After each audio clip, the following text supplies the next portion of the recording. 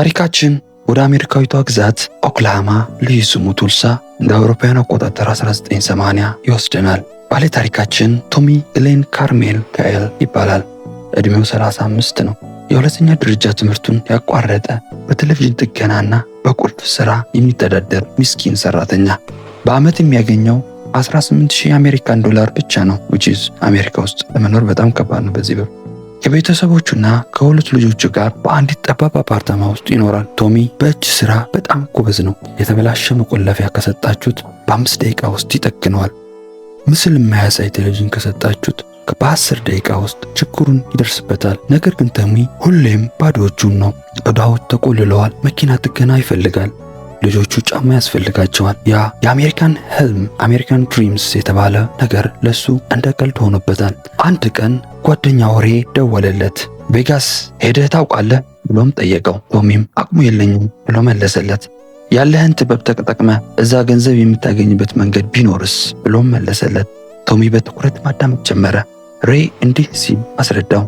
የቁማር ማሽኖች ወይም ስሎት ማሽንስ ሜካኒካዊ ናቸው። ተንቀሳቃሽ ክፍሎች፣ ሴንሰሮች፣ ስዊቾች አላቸው።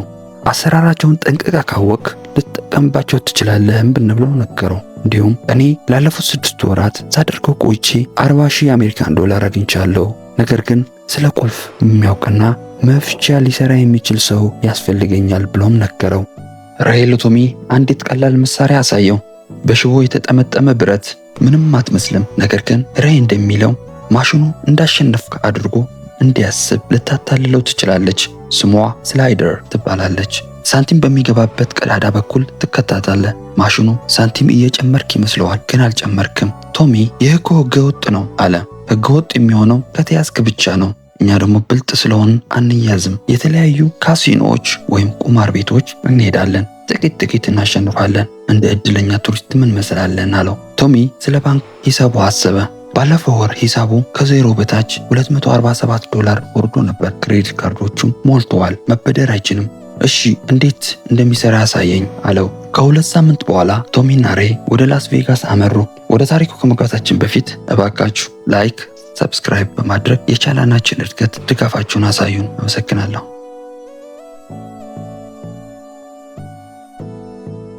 እንደ አውሮፓውያን አቆጣጠር የካቲት 1980 ፍሪሞንት ካሲኖ። ቶሚ በካሲኖ ውስጥ ሲራመድ ልቡ ይመታል። እጆቹም በላብ ርሰዋል። በሕይወቱ ምንም ሰርቆ አያውቅም። ሬይ ግን ምንም እንዳልተፈጠረ ዘና ብሎ ይራመዳል። የቆየው የቁማር ማሽኖች አገኙ። የ1970ዎቹ ሞዴሎች ለነሱ ምቹ ነበሩ። ሬይ በአንድ ማሽን ላይ ተቀመጠ። ቶሚ ደግሞ ጥቂት ራቅ ብሎ በሌላ ማሽን ተቀመጠ። እንደማይተዋወቁ መስለዋል። ሬይ ሳንቲም ሲጨምርና በመቀጠል ስላይደሩን በቀዳዳው ውስጥ ሲሰነቅራት ቶሚ በትኩረት ያያል። መሳሪያዋ በጣም ቀጭን ከመሆኗ የተነሳ አትታይም። ሬይ ማሽኑን አሽከረከረው። በመጀመሪያው እና በሁለተኛው አልደረሰውም። በሶስተኛው ግን 3 የቼሪ ምስሎች መጡ። አሸናፊ። ማሽኑ 20 ሳንቲሞችን ዘረገፈ። ሬይ ሰበሰባቸውና ደገመው። አሁንም አሸነፈ። ሌላ 20 ሳንቲሞች። ከ10 ደቂቃ በኋላ ሬይ $200 ወጣ። የጀመረው ግን $1 ብቻ ነበር። ማንም አላስተዋለውም። አሁን የቶሚ ተራ ነው። ሳንቲም ጨመረ። ከኪሱ ስላይደሩን ሲያወጣ እጁ እየተንቀጠቀጠ ነበር። መሳሪያዋ የመኪና ቁልፍ እንድትመስል ተደርጋ የተሰራች ናት። ልክ ሬይ እንዳሳየው ወደ ውስጥ ሰነቀራት።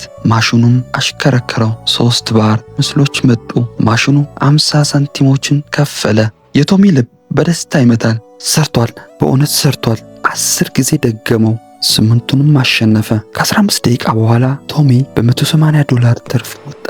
ውጭ ላይ ከሬይ ጋር ተገናኙ። ሁለቱም ፈገግታቸውን ለመደበቅ እየታገሉ ነበር። ሬይም ለቶሚ አየህ፣ ቀላል ነው። በዚያው ቀን 4 ተጨማሪ ካሲኖዎች ወይም ቁማር ቤቶች ጎበኙ። እስከ እኩለ ሌሊት 8 ሰዓት ቶሚ $890 በኪሱ ይዟል። ይህ በስራው በ2 ሳምንት የሚያገኘው ይበልጣል። በማግስቱ ጠዋት ወደ ቤቱ እየተመለሰ ቶሚ አንድ ውሳኔ አሳለፈ። የተሻለ መሳሪያ እሰራለሁ። ይህንኑ የሙሉ ጊዜ ስራ እንደሚያደርገውም ወሰነ።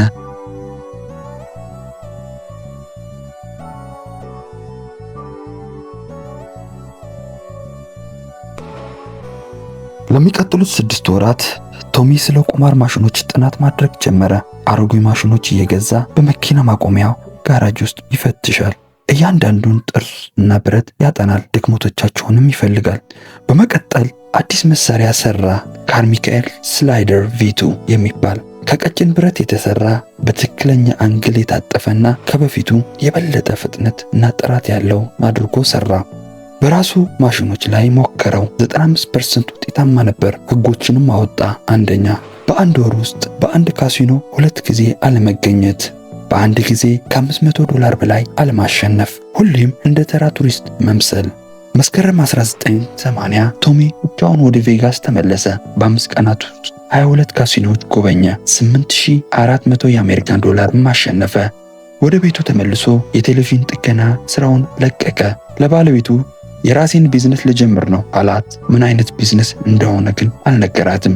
ለሚቀጥሉት 4 ዓመታት በመላው አሜሪካ እየተዘዋወረ በዓመት እስከ $80,000 ማግኘት ጀመረ። ነገር ግን ካሲኖች ማሽኖችን ማዘመን ጀመሩ። ስላይደሩ መስራት አቆመ። አብዛኛው ሰው እዚህ ጋር ያቆማል። ቶሚ ግን መሐንዲስ ነው። አዲስ ነገር መፍጠር አለበት።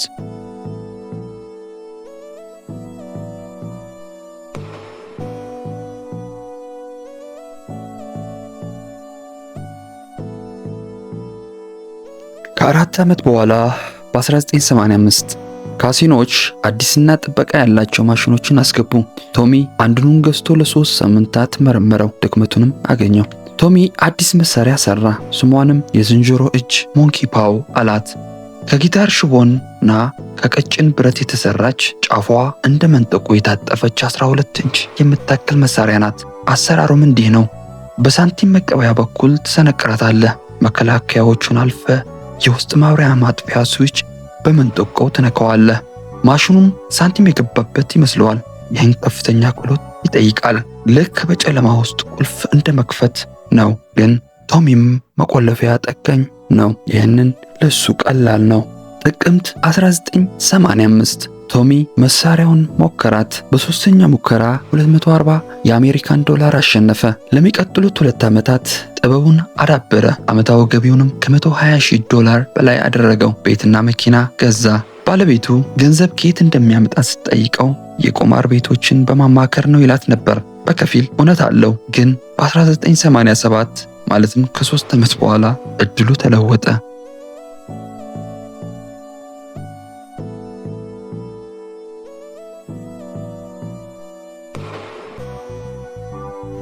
ህዳር 12 1987 ሴዛር ፓላስ ካሲኖ። ቶሚ የዝንጀሮ እጅን ተጠቅሞ ማሽኑን እየከፈተ ሳለ አንድ ዘበኛ መጥቶ ምን እያደረክ ነው አለው። ተጨማሪ ዘበኞቹም መጡ። ቶሚ እጁን ከማሽኑ ሲያወጣ መሳሪያዋ አብራ ወጣች። ይህ ምንድን ነው? አንተ ሌባ ነህ አሉት። ቶሚ ተያዘ። በቁማር ማጭበርበር ወንጀል ተከሰሰ። በፌብሩዋሪ 1988 ፍርድ ቤት ቀረበና የ1 ዓመት እስራት ተፈረደበት። 10 ወር ታስሮ በታህሳስ 1988 ወጣ። አሁን ዕድሜው 43 ነው። የወንጀል ሪከርድም አለበት። በቬጋስ ቁማር ቤቶች እንዳይገባ ታግዷል። አብዛኛው ሰው እዚህ ጋር ይማራል። ቶሚ ግን ወደ ጋራጅ ተመልሶ አዲስ መሳሪያ መንደፍ ጀመረ።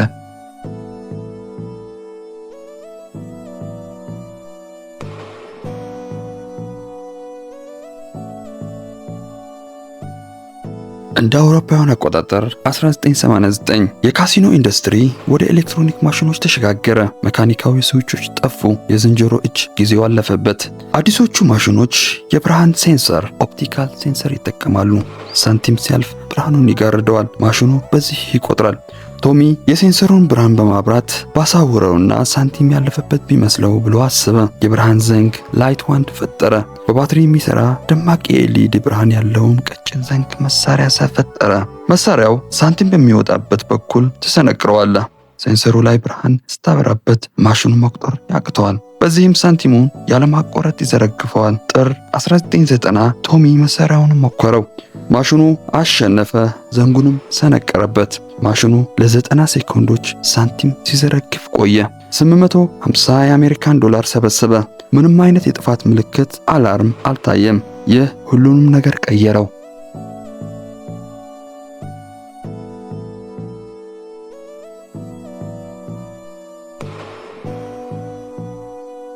እንደ አውሮፓውያን አቆጣጠር 1990 እስከ 1996 ማለትም ለ4 ዓመት የቶሚ ምርጥ ዓመት ነበሩ።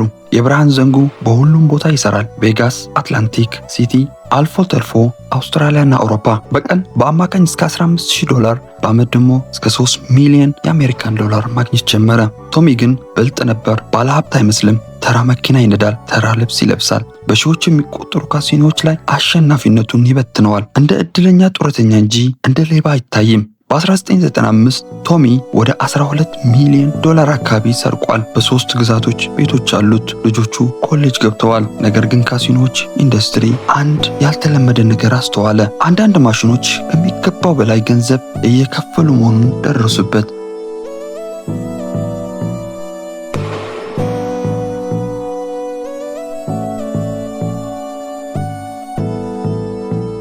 በ1995 ኔቫዳ የቁማር ተቆጣጣሪ ቦርድ መረጃዎችን ሲመረምር ከፍተኛ የገንዘብ ጉድለት አገኘ። በሚሊዮኖች የሚቆጠሩ ዶላር ያለምንም ምክንያት ወጥተዋል። ቪዲዮ ምስሎችን ሲመለከት አንድ ተጫዋች ገንዘብ ከመውጣቱ በፊት ሳንቲም መጫወቻው ላይ የሆነ ነገር ሲሰነቅር አዩ። ኤፍቢአይ ምርመራ ጀመረ። ኦፕሬሽን ላይት አውት ተባለ። የቆዩ ሌቦች ስም ሲፈተሽ አንድ ስም በተደጋጋሚ መጣ፣ ቶሚ ግሌንኮር ሚካኤል። የጉዞ ሪከርዱና የባንክ ሂሳቡ ሲያዩ በየቦታው እየተዘዋወረ ከፍተኛ ገንዘብ የሚያስገባ መሆኑን አረጋገጡ። ኤፍቢአይ 2 ወኪሎቹን ቶሚን እንዲከታተሉ መደበ። ጥቅምት 1996 ወኪሎቹ ቶሚን ተከታትለው ቬጋስ ሄዱ። ማሽኑን ሲያጭበረብር በካሜራ ቀረጹት። ነገር ግን ከነመሳሪያው እጅ ከፍንጅ ለመያዝ ለ3 ቀን ታገሱት።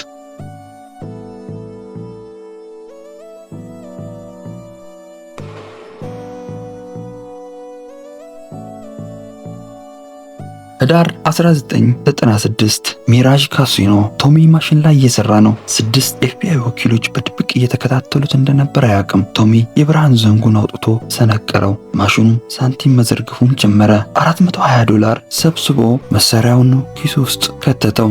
በዚያው ቅጽበት ወኪሎቹ ከበቡት። ቶሚ ካርሚካኤል። ቶሚ ተደነገጠ። ሊያዝ እንደሆነ አወቀ። የ20 ዓመት ማጭበርበር ጉዞ አበቃ። ኪሱ ተፈትሾ መሳሪያ ተገኘ። በቁማር ማጭበርበር፣ በስርቆትና በሌሎች ወንጀሎች ተከሰሰ። እስከ 85 ዓመት ሊፈረድበት እንደሚችል ተነገረው። ቶሚ ስለ ቤቱና ስለ ገንዘቡ አሰበ። ሁሉንም ሊጠፋበት ነው። ግን አንድ የቀረ ካርድ አለ።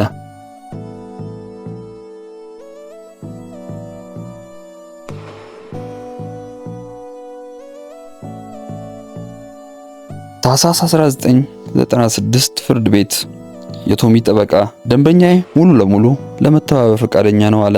ቶሚ ላለፉት 16 ዓመታት የተጠቀማቸው መሳሪያዎች ሁሉ አሳልፎ ለመስጠት፣ አሰራራቸውን ለማስረዳትና ካሲኖዎች ራሳቸውን እንዴት መከላከል እንደሚችሉ ለማስተማር ቃል ገባ። አቃቢ ሕግ ተስማማ። ቶሚ ለካሲኖዎች የሚሰጠውን መረጃ ወደፊት ሊመጣ የሚችለውን በሚሊዮኖች የሚቆጠር ኪሳራ ያስቀራል ብሎ ማመነ። ቅጣቱ ተቀነሰለት። የ3 ዓመት የሙከራ ጊዜ $50,000 የአሜሪካን ዶላር እና 2 ዓመት መንግስት ማማከር ሆነለት። ቶሚ 17 የተለያዩ መሳሪያዎች ለኤፍቢአይ አስረከበ። መርማሪዎቹ አይተውት የሚያውቁ መሳሪያዎች ነበሩ። መረጃው ለሁሉም ካሲኖዎች ተሰራጨ። በ6 ወር ውስጥ አዳዲስ መከላከያዎች ተገጠሙ። የመካኒካዊ ማጭበርበር ዘመን በቶሚ እጅ አበቃ።